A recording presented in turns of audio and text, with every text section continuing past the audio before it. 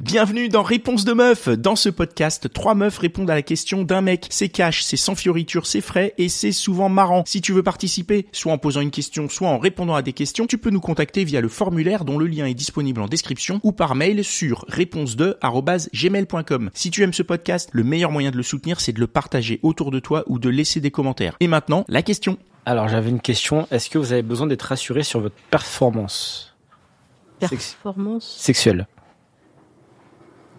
Je mets des guillemets sur performance. Je peux commencer. Non. Non, je sais ce que je veux au lit, donc non, ça va. C'était clair, net et précis. Voilà. Les filles. Du tout? Ah non, moi je sais ce que je veux vraiment. Peut-être aussi j'ai eu beaucoup de retours positifs et je sais quand les gens mentent ou pas. En général, effectivement, je reviens à ça, mais quand tu as la queue d'un homme dans la bouche, il ment pas. Je pense que c'est un moyen.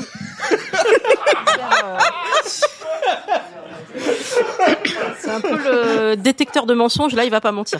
Donc tu fais pas d'enquête de qualité satisfaction. Après, tu te demandes pas de te mettre 5 étoiles. Non, mais je sais, ça se voit, ça s'entend. Ouais. Y compris ceux qui sont très silencieux, c'est très perturbant, ceux qui font pas du tout de bruit. Ils ont quand même des sensations, mais ils sont plus dans la retenue, quoi. Donc non, mais du coup, ça va. De ce côté-là, j'ai eu des bons retours. Mais je vais laisser les filles s'exprimer sur cette question. Mais après, on est d'accord, c'est différent être rassuré et avoir des retours. C'est ça. Parce que là, tu dis, j'ai eu plein de retours. Donc en fait, c'est pas qu'ils t'ont rassuré, c'est juste qu'ils t'ont donné, ils t'ont dit c'était trop cool, quoi. Ouais, confirmation, mais je le savais déjà, quoi. Ouais. Ok. Non, mais l'estime de soi, you go girl. L'estime de soi, quoi. Voilà. Moi, oui, je pense. Ouais, quand même. Comme un bébé nageur, j'ai besoin d'être rassurée. Non, je sais pas si c'est par rapport à mon âge ou je sais pas. Mais je pense que si, après ça dépend du tempérament. Et je suis quelqu'un de nature qui a besoin d'être rassuré sur tout. Donc si. Et après, je vais pas poser la question. Hein. Je vais pas demander validation ou demander à être rassuré. Non, je vais pas. Donc je vais pas non, si ça vient c'est cool, mais c'est vrai que c'est quand même c'est bon à prendre, c'est toujours très bon à prendre. Mais t'as envie qu'on te le dise ou pas? Ouais, après je trouve que des fois ça met un peu la pression, mais là c'est pas pareil, c'est pas par rapport à être rassuré. Si on va me dire que c'est trop bien, moi ça va grave me mettre la pression. Vraiment, je vais être en mode oh putain, et déjà je vais me dire ah merde, moi j'ai pas ressenti le truc comme lui. Du coup en fait, t'es dans la situation. Mince, qu'est-ce que je dis, quoi? Ouais, c'est ça. Merci. C'est cool, merci. Mais y a pas une case à cocher sur les applis, du coup Non. Sur les performances, non. On n'en est pas. Non. On n'en est pas arrivé là, quand même. C'est encore plus glauque que ce que c'est déjà. Et moi, de mon côté, rassurer non, parce que je pense que comme toi, généralement. Je sais quand ça, je sais que, non, c'est pas, j'ai pas besoin d'être rassurée. C'est le bonus, quoi, c'est bon. C'est le bonus. Et après, moi, je suis plutôt une communicante. Donc, même si moi, c'est le débrief post-sexe, je suis partisane à 100%. Donc, même si tu vas pas me poser la question, moi, je peux après poser la question, mais c'est pas pour me rassurer, c'est juste pour savoir ce qu'il a kiffé, ce qu'il a pas kiffé. Parce que la communication, c'est méga important. Ouais. Donc, non. Non. C'est vrai. En plus, je trouve la phrase être rassuré, ça fait très, on est un petit être fragile et on a besoin d'être, je sais pas, c'est pas hyper valorisant au final. Ou alors vous avez pas le bon échantillon autour du micro, mais ce qui est possible aussi. Non, mais sans aller jusqu'à l'être fragile, mais c'est un moment, l'acte sexuel, c'est un moment où on est fragilisé en tant qu'être humain. Donc ça va dans ce sens-là, de rassurer l'autre s'il en a besoin, de se rassurer soi aussi sur ses performances. Tu veux dire qu'on est mis à nu, c'est ça? On est mis à nu. Exactement. Un petit peu. Sauf si on fait ça entre deux portes, là, dans le couloir, tu vois. On a je vais être à nu aussi à ce moment-là aussi. Ah oui? Ouais. Mais tu sens le moment où t'as besoin de rassurer quelqu'un ou... Parce que moi, je trouve, selon moi, devoir rassurer quelqu'un, c'est quand je sens qu'il est un peu fragilisé, qu'il est un peu vulnérable, qu'il a peut-être un manque de confiance en lui à ce moment-là, à cet instant T. Donc là, oui, je vais être amenée à rassurer quelqu'un. Mais si j'estime que je vois que y a pas besoin qu'il soit rassuré, je vais pas le rassurer, quoi. Alors moi j'ai peut-être une question, à quel moment une fille elle doit assurer sexuellement de la même manière que peut-être un homme, on a l'impression qu'il faut qu'il assure parce qu'il y a encore cette pression de il faut qu'il bande, alors que moi maintenant j'ai fait du travail sur moi. T'es pas obligé. Je m'en fous qu'il bande ou pas, dès lors qu'il sait utiliser ses doigts et qu'il trouve que c'est ok de mettre ses doigts dans mon vagin. Ah ouais, de ouf. Parce que je suis tombée sur des gens.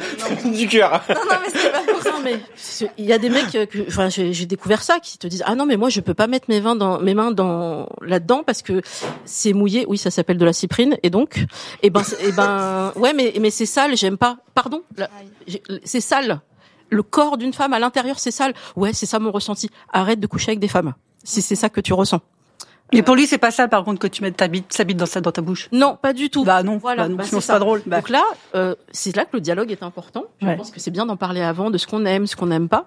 Mais du coup, une femme, qu'est-ce qu'elle peut faire de mal au lit au point qu'elle aurait besoin d'être rassurée? Il y a le fameux côté, elle fait l'étoile de mer. Là, c'est toujours pareil. Si elle fait l'étoile de mer, c'est que peut-être elle ne va pas bien. Et peut-être c'est pas le bon moment. Et peut-être qu'elle est pas si consentante que ça. Et alors moi, j'ai une question pour revenir sur ce que tu disais là, sur le mec qui bande ou pas.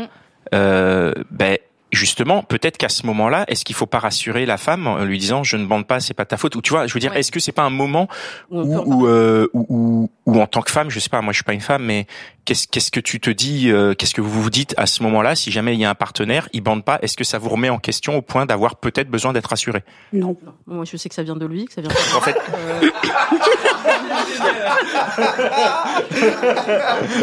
Donc tu fais quoi? Tu dis écoute, c'est ta merde, mets-toi un porno, j'y reviens. Comment c'est? Non. C'est pas ça. Moi, je vais poser la question de est-ce que je peux essayer de t'aider, juste pour voir, parce que je connais mes capacités. On va juste voir. Si là, quand je te suce d'une certaine manière, qu'est-ce qui se passe? Comme ça va être un bon test. Ok, là, t'es en circuit dans ta tête tout seul là, parce que là, normalement, ça réagit à 100%. Donc, tu es sur autre chose. Je te propose qu'on se repose, on passe à autre chose, on arrête de... Là, ta pression, tu l'as dans la tête de réussir. On passe à autre chose, peut-être même on regarde une série, un film. On passe à autre chose et on réessaye un peu plus tard. On essaye. Et rebelote, en fait, il me l'a dit après, je me mettais une pression telle parce que je sais que tu as eu un certain nombre de partenaires et moi, ça fait très longtemps que j'ai pas été avec une femme, j'ai été mariée longtemps, et donc j'ai peur de pas assurer. Je lui dis oui, mais quand on est dans la rue et qu'on s'embrasse, tu bandes comme un âne. Donc il y a une compétence, il y a une capacité. C'est juste que vous faites pas ça au bon endroit, écoute. Faut faire ça dans la rue. Faut aller dans la rue. Et en fait, je pense que quand le moment arrive, ça y est, c'est le moment. Là, comme les personnes qui sont en stress, en situation d'examen, c'est ça.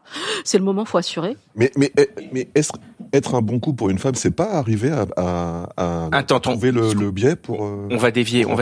Moi, je veux plutôt revenir sur ce que votre avis sur ça, sur justement le fait que si le partenaire n'a pas d'érection, vous n'avez pas besoin d'être rassuré. Toi, tu dis que non. Toi, tu es comment par rapport à ça? Est-ce que moi, c'est moi qui rassure.